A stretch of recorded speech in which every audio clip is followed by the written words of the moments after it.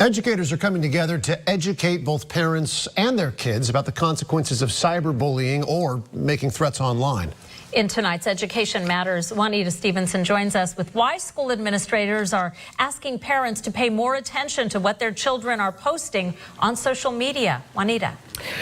Well, a lot of kids might think posting a threatening message on social media is nothing more than a prank, a joke. Well, it's not. It's a real crime with very real consequences. The suspect wrote that they were going to shoot up a number of Fresno Unified schools. It seemed to be happening everywhere. Kids posting online threats against schools. Based on the threats, there was also charges that are going to be pursued with the district attorney's office. Fresno County was not immune to these crimes. It happened here, too. Well, we had 3 cyber threats that came in a 1-week period, 2 of them in one day. The threats that were made was one of them when they were going to blow up a middle school or shoot a middle school.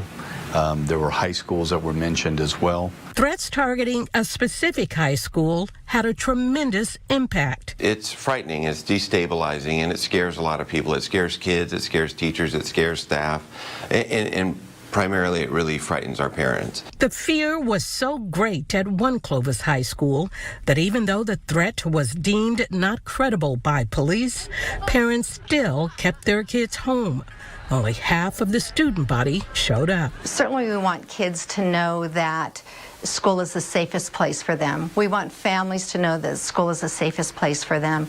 But when a cyber bully or cyber threat comes across their cell phones and it gets spread far and wide, the first reaction is, should I be going to school?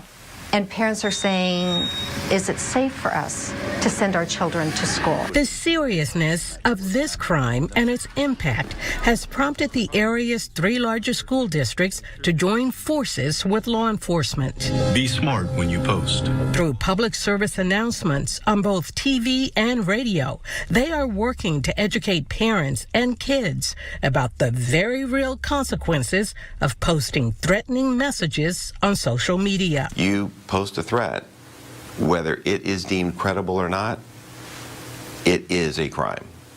And we've had 3 arrests of young kids, of middle school, high school age kids, and their lives and their families' lives are not going to be the same going forward as a result. Educators say smartphones can be a great tool in the classroom, allowing students to have access to tons of information and communicate with people anywhere in the world. But without the proper guidance and left unchecked, it could also get your child into a lot of trouble. I encourage parents to monitor their child's social media posts. Look at what they're posting. In fact, look who they're interacting with. I mean, these are criminal offenses, and it's so important that we engage our community to tell them about this could have an impact on your child for the rest of their life. This is the Juvenile Justice Campus, a locked detention facility, and this is where your child could end up. All right, step on in. If they make a threat over social media. It is a crime. It's the Penal Code, Section 422, which is called criminal threats. It's about as basic as I can get it. And there are consequences to that. Tracy Fritzler is the Chief Deputy District Attorney in the Juvenile Unit, and it is her job to prosecute these cases. She says young people need to understand that what they think is a prank or a joke isn't. If the person that is saying the threat, it never actually happens, and they don't intend for it to happen, can still be a crime, even though that person who is saying it, the minor, is saying it to someone else, and he's like, oh yeah, I was joking. I never intended to, go and kill them.